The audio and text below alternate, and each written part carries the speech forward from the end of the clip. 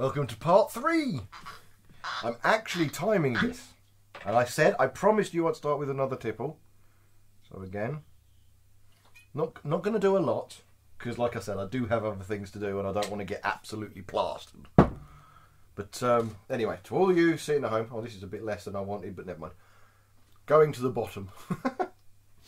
To all you sitting at home, to all the essential workers, to everybody joining me for our virtual pub, because we don't get it at the moment.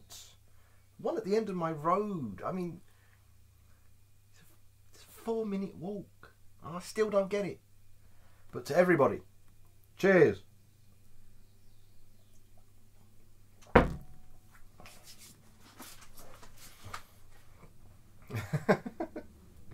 Now to anybody, product placement. I'm going to keep product placement because this stuff is brilliant. It's just gorgeous.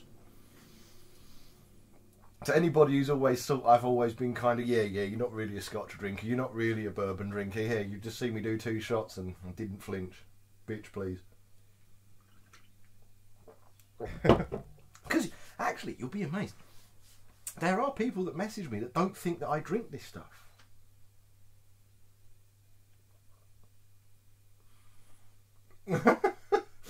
It's like, yeah, you're just talking a load of bollocks. You're not really a spirit drinker, you know. Or you use ice. I like a cold drink.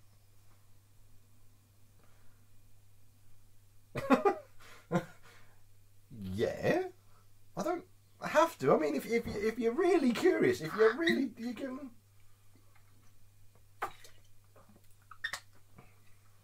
No ice, no water, no nothing. There are people who genuinely believe that I don't drink it. They just, oh yeah, well, you're not really. Yeah. That's something in society, isn't it? It's dick measuring contest all the way, all the time. You say you do something, and somebody somewhere tells you that you don't. All right, sweetheart. You know, whatever. But, yeah. Now, what should I make part 3 about? Now, given that I learnt a valuable lesson when I did the last 3-parter that obviously was a 1-parter, as you know. And that was at the moment during the coronavirus. The situation changes very quickly. It changes amazingly quickly. So commenting on what I think is going to happen versus what actually happens, probably not the greatest idea, because this is, let's be fair, this is unprecedented. Okay, yeah, we had the plague, we had the Great Fire London, we had World War One, we had World War Two, but the current people who are in charge, the society as a whole, hasn't really lived through any of those. So we're kind of, it's a whole unprecedented situation, isn't it? So if I start doing what I did in the first time I tried to do a 3-parter, and the situation changes in such a way within a very short space of time that makes everything I've said redundant, it's like, well, I've just wasted all that time. You know, and it wouldn't be right for me to upload it because it's wasting your time. You know? And it's saying stuff that we've already got answers to. So, again, I kind of learnt a valuable lesson on that one, and it was a stupid idea, really. I mean, why do I want to try and be somebody else to entertain you? You're watching me because I entertain you as me. My gut, my tits, the whole scaboodles. It entertains you as, you know, as me. So, it was a bit of a dumb idea. Yeah? And I hope you can respect me for not uploading the next 2. But it was... I mean, this entire situation is really... It's intriguing for me. I don't know, it's probably the wrong kind of term to use, but it really is intriguing because where are we going to go? Okay, what direction are we going to take after this? Now, for anybody who is curious, I have been told. Excuse me one moment, because the missus has just.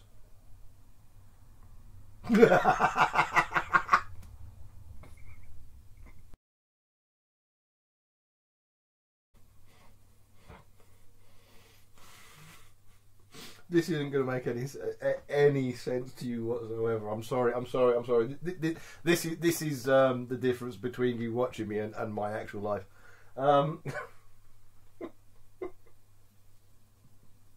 All day, Bert has been injuring herself, or doing things that have caused an issue. Just Butterfingers style situations. She just messaged me then. She sat on the cat. The one that's been up there.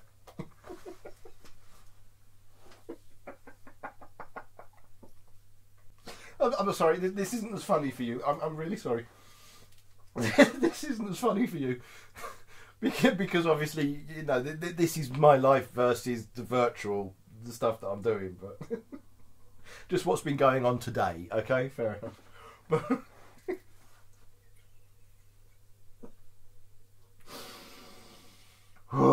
right, calm. Now,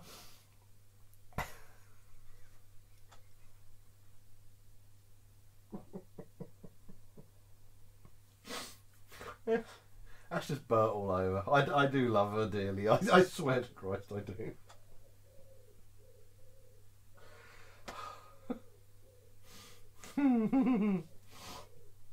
Oh. Right. Serious situation, coronavirus. Anyway, but like I said, I've actually completely lost my train of thought now. I've completely lost what I was talking about. I've completely lost it. I'm sorry. It's just today has been a cataclysm of Bert just doing things that you caught her toe on something, or she's spilt. She's got a cup of tea. She's standing in the living room, and somehow, right? How do you do this, right? Okay. She's got her back to me, so I'm not, I'm not seeing everything. But she's got a cup of tea. Okay, so let's pretend it's got a handle on. But you've got a cup of tea. Okay, feel. Standing in the living room, literally standing still. Yeah, she spills it. Now, I'm not going to go into too many details on exactly what she was wearing at the time, but she spills it, burns herself, whatever, we're on lockdown, be fair. Now, how do you do that? Ow! Ow! And now that prick that continuously walks on the roof has been sat on. Ha! I'm sorry, but that's just brilliant. The problem for me, and doing the whole Down the Pub series, and the reason why I'm doing so many parts, I'm changing the subject, I know, but sorry, but doing so many parts, is that I will spend hours down the pub. Literally, I will spend hours down the pub. And I don't know whether you've guessed this, children, but I'm the kind of person who will hold court down the pub. I'll talk about anything. Oh, I don't care. No, just whatever. So I will seriously hold court down the pub. And the problem with doing the Down the Pub series is this is my excuse to relive it. Yes, I know. Technically, I'm drinking on my own. In my garage. Burping. But this is what I do. I'll go down the pub, down the end of the road. I know everybody down this road. Yeah? I can tell you the names of most of the people's kids who live up the top end. I know the person directly opposite me. He's 98 years young, And he walks up. I hope I'm as healthy as him when I'm 98. Jesus Christ.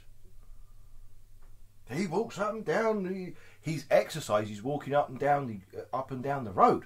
All the way to the end, round and back, and all that kind of stuff. He's 98, and he's walking up and down. We live on a hill. You know, I know Mental Malky, who's next door to me. It's a nickname I gave him. He's a brilliant guy, okay? I think he's an ex-investor because he's got a bungalow that he's extended quite severely. I've been in there. Oh, mate, it's pucker. I mean, he's spent a lot of money doing that. He's got a corner plot expended onto it. He spends about 3 or 4 months every year in Thailand. His missus is from Thailand. But I think he's an investor because I see him on the computer all the time doing bits and bobs. And as far as I'm aware, he used to be... Well, you know, Simon's a hedge fund manager. He used to be that back in the day. I mean, he's what, 73, 74? He's in his 70s. But he used to be a hedge fund manager in London back in the day. And, of course, he still does all that kind of stuff. He makes a fortune. And I was the first person to ever meet him. And chat. Gassy, this stuff, isn't it? But I was the first person to ever meet him and chat to him and all that kind of stuff. And Bert, and I told Bert, you know, I messaged her, I said, you know, next door neighbours being around, all that kind of stuff. Oh, what's he like and everything? And I called him Mental Malky. I don't know why. I called him Mental Malky, his ex-IRA. She was petrified for about a couple of months. He's not. He's a perfectly decent guy. But yeah, Mental Malky, he's all right.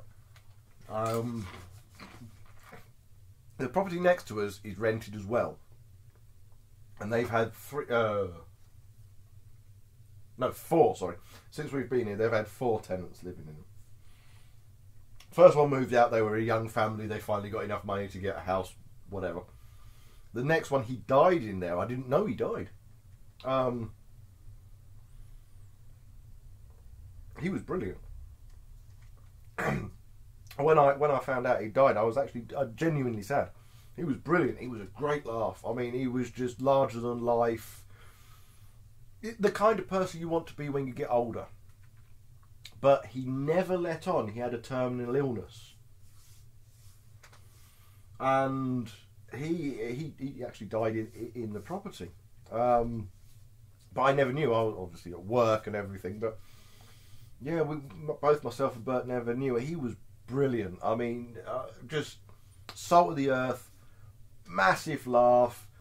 If I could quote Snatch, he could quote he could quote the lines coming back to me. You know what I mean? Just the kind of guy that you want to live next to. And I was so depressed when he died. It was unreal. It was just like, this is the neighbour you dream of, you know. And I was very upset when he died. And then we had Wayne. Now again, I was like, oh, brilliant. The young family with the screaming child has gone into their own home.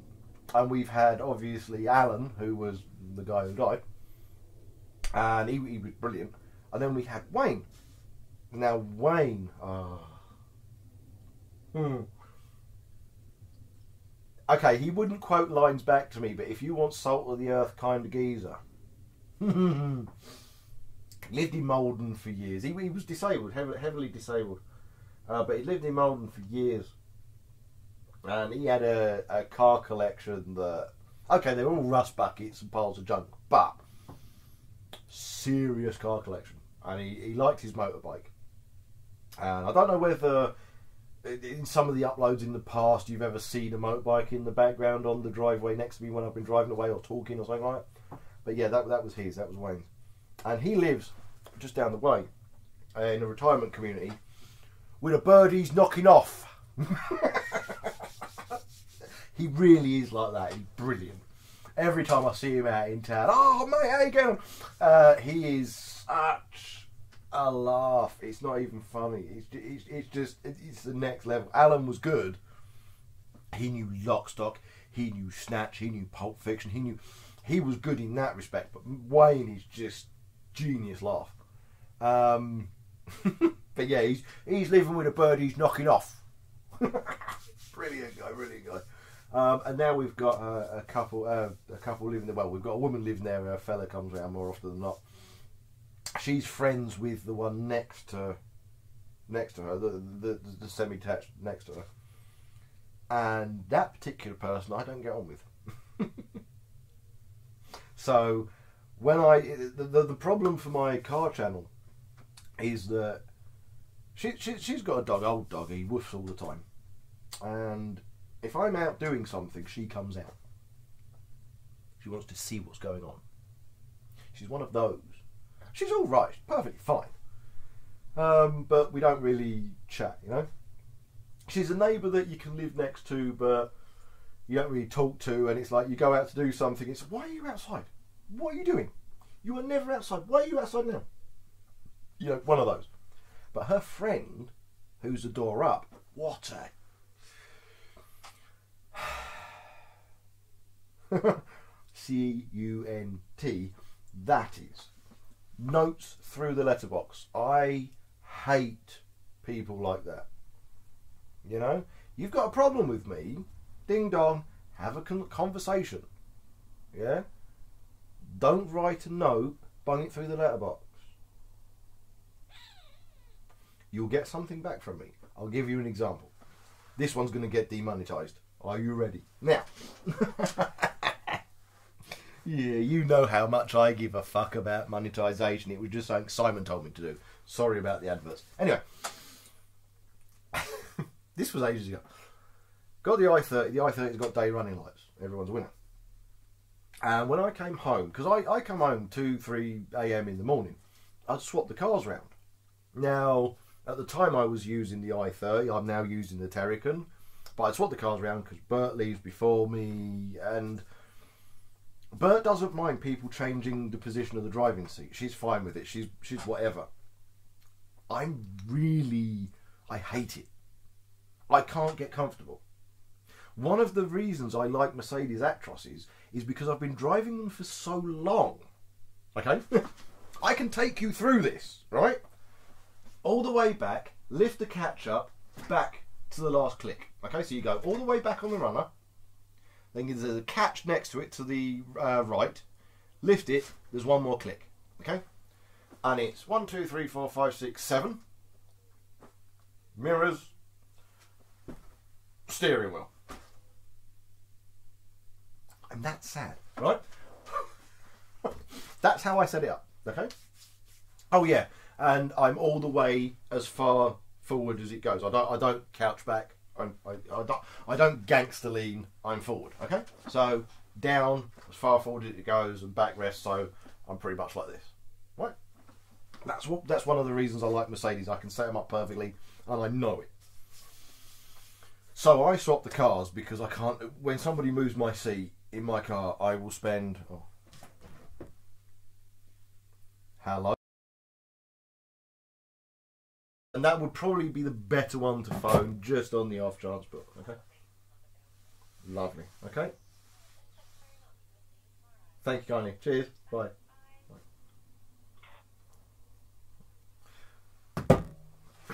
That was because the oil boiler's not working, as I told you. So, just so I've shown you a little bit of the phone conversation I just had then. I've completely forgotten where I was. That's completely thrown me. Absolutely forgotten where I was. How weird is that? You know, I can't even think what I was talking about.